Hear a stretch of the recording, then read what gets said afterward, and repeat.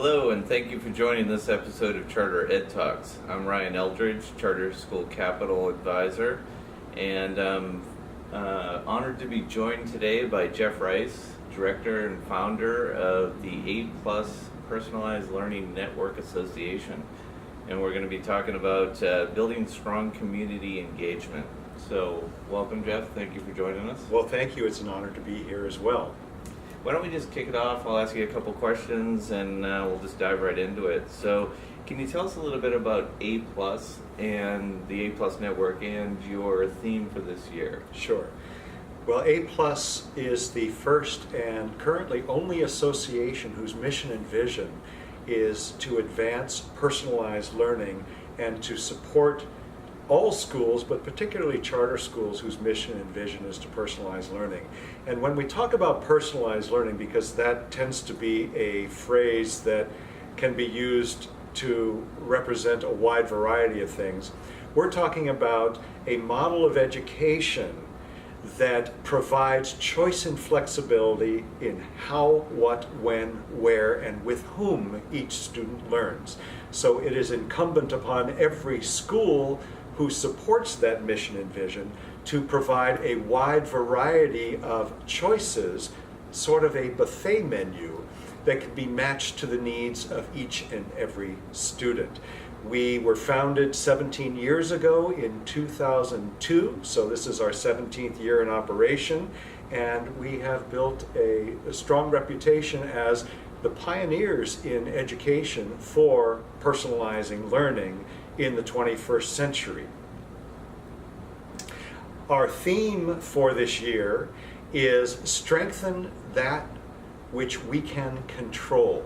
And the reason we chose that theme is obviously because of the consequences of the 2018 elections and the choice of some within the status quo education system to use charter schools as scapegoats for all of the financial troubles, the academic issues that the district schools are experiencing, and they're using charter schools as the reason for their fiscal mismanagement and academic failures, of course, all of which is false.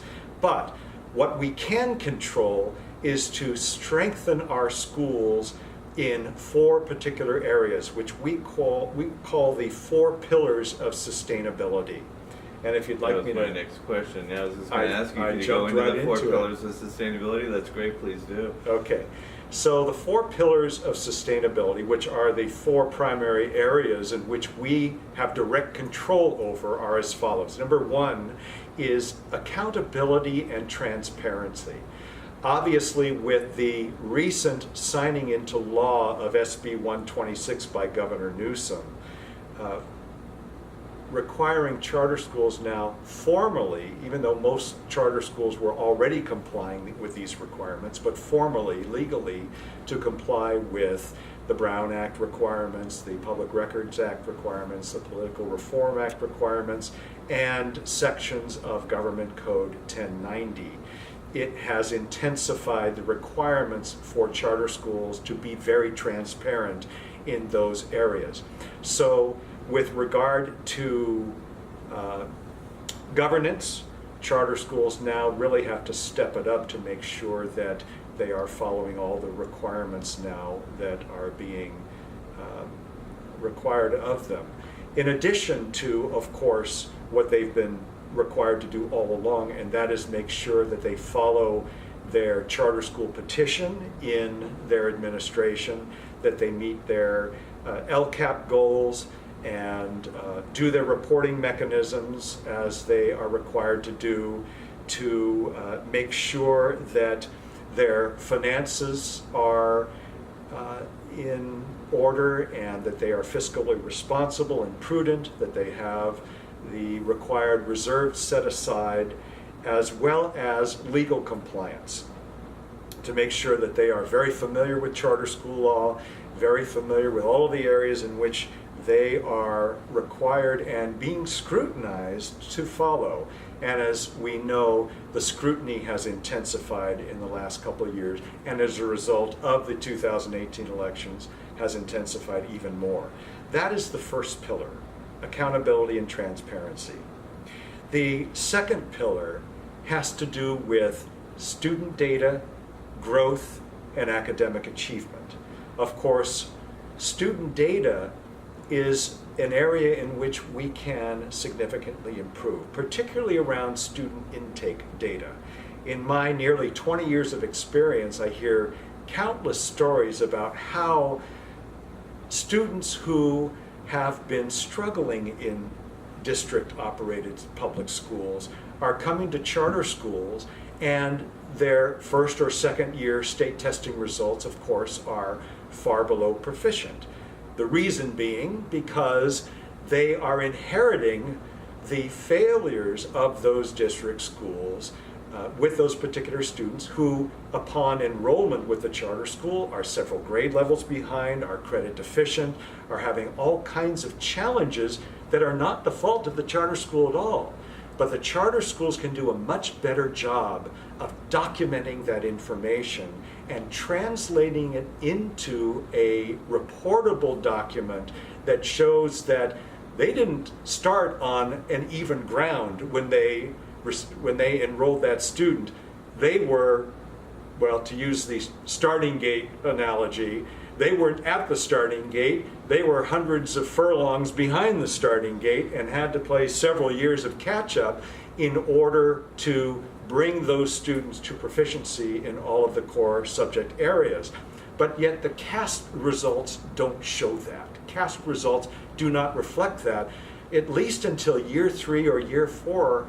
If the student stays that long with the charter school, the student's testing results start to reflect the great work that the charter school is doing. So we need to do a much better job of documenting data and then recording data and reporting it. In addition to that, we need to do a better job not only on the CAST results and the dashboard indicators, but also using internal assessment data to show internal growth. And there are a number of effective tools out there that every charter school should be using, regardless of the type of model the charter school is, to be able to document internal growth, where a one-year snapshot test by the state does not provide all of the story. And then in addition to that, we want to make sure to use other types of indicators that demonstrate success, college and career indicators and so forth, some of which the state is finally, after all these years, adopting formally. But to the degree to which the charter school can show those additional indicators, even post-secondary placement indicators, will help in the mix of demonstrating success. That is the second pillar. The third pillar is, those are more internal pillars, by the way. The other two pillars are more external. I believe that charter schools across the board need to recognize that they assume the role of dual educators. They are equally responsible for showing positive, successful results with their students as they are in educating their greater communities and the public. We know that still, after 26 years of being a movement in California, that the majority of the public still doesn't know what a charter school is. When most of you say, we are from a charter school, the first question out of their mouth most of the time is, how much does it cost? That is a mirror that reflects back to you their lack of knowledge in what a charter school is. In fact, it tells you that the majority of the public, still after 26 years, believes that charter schools are private schools. Because how many people in the public think that there is a tuition fee for a public school? Unless they've been living in a cave, they know that public schools are tuition free. So for them to say how much does it cost tells you that they believe that charter schools are private schools. that is a huge public relations disaster for the charter school movement, where the majority of the public still doesn't recognize that charter schools are an integral part of the public school system. Now, our opposition is taking advantage of that by going out and using false propaganda talking points to say that charter schools are stealing public school students, charter schools are stealing public school dollars from the public education system. So they're using that lack of knowledge in the public to their advantage to use charter schools as a scapegoat and to demonize charter schools and to sway the public against charter schools, even though charter schools are an integral part of the public education system. In order to turn that around, not only do we need to educate the public about charter schools being an integral part of the public education system, but charter schools need to adopt a strong brand identity. A brand identity is a way to, in layman's terms, describe who you are, what you do, and how you do what you do. What is the end result? The end goal is to create value and distinction in the mind of the public so they recognize that you are an essential part of a vibrant and healthy public school system in their community, that you are serving students whose needs are not being effectively met by other types of public schools. Now, that's not to say that we should get rid of all district schools and go all charter. This is not about charter schools versus district schools. This is about having a healthy and vibrant and diversified public education system that provides equal access and equal opportunity to all students, to find the school and the program that is best matched to them to ensure their best chance at succeeding and going on to a productive life through career and college pathways. To establish a brand identity is to succinctly describe who you are, what you do, and how you do what you do in a way that the public understands and recognizes tremendous value to society and to the public education system that they're currently not seeing by not even knowing what a charter school is. So it's incumbent upon every charter school to establish a strong brand identity, and from that foundation to then tell your success stories. And tell your success stories through a wide variety of avenues, from social media to traditional media to developing relationships in the community, which gets then to our fourth pillar of sustainability, and that is to develop strong relationships and allies out in the community. Yeah, please elaborate on this one. This is important, I think, for a lot of charter schools. So that's right. Yeah. Because charter school leaders wear so many different hats, they tend to really have little or no time to reach out to their greater communities.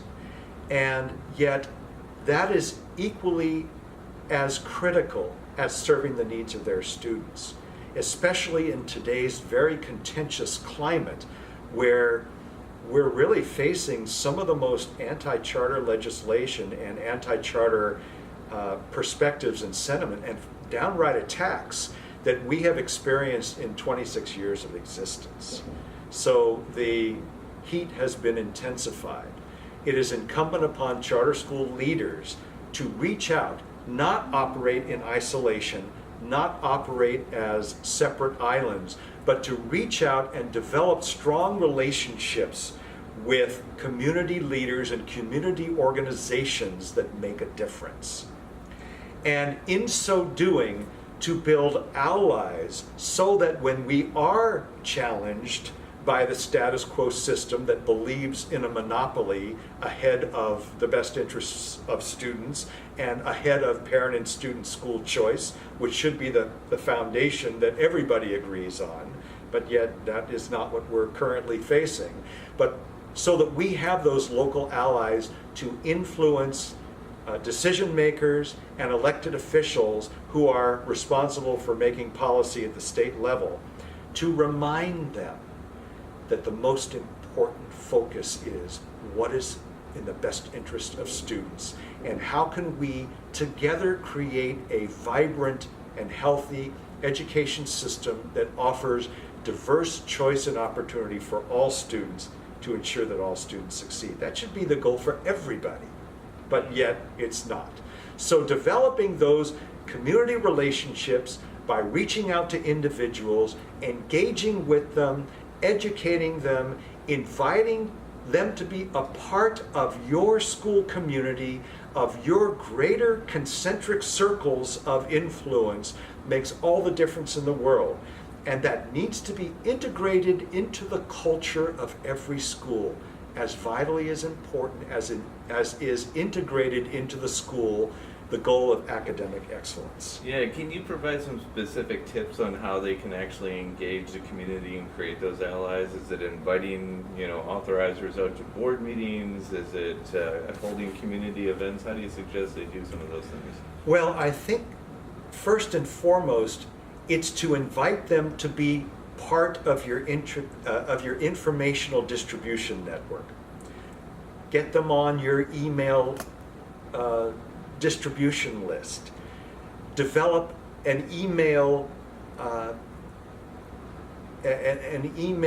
newsletter or other ways of distributing and disseminating information on a regular basis, some of which may include invitations to all school events, whether those events are open house events, they're events that honor and recognize community leaders for their support, which are very important. Community leaders love to come and receive awards and to find excuses and reasons to honor and recognize their leadership and their support in your school and in what you're doing is vitally important. And that also includes events that may showcase student talents and student achievements and student results. Everything from theater to spelling bees to robotics team results and those kinds of things. Use those opportunities to reach out to your community and invite folks to join you. Also, use organizations such as chambers of commerce and Rotary clubs and Elks lodges and other organizations that are parent-driven, that work with troubled youth and teens, that work with families, such as real estate agencies, such as church groups, and so on. I have a whole list here. I'm trying to remember off the top of my head what a lot of them are. You're doing great. But certainly elected officials. Go out and meet with elected officials, staff at their regional offices. Go visit them in Sacramento. Bring students along to tell their success stories. In addition to the newsletter, use social media outlets. Use traditional media outlets to talk about your student success stories, to talk about your academic results and how you're making a difference for students who otherwise would not have been successfully served had you not been in existence. That is what ultimately creates value and distinction. You are providing a school model and results that other types of public schools and even private schools are not able to offer, which means you are an essential ingredient and component to contributing to a healthy and vibrant public school system. Right. Jeff, always passionate. Really appreciate it. It's great information. Appreciate you coming again today. Thank you so much for having me. Hopefully everybody else out there enjoyed it. And that wraps up this episode of Charter Ed Talks. Thank you.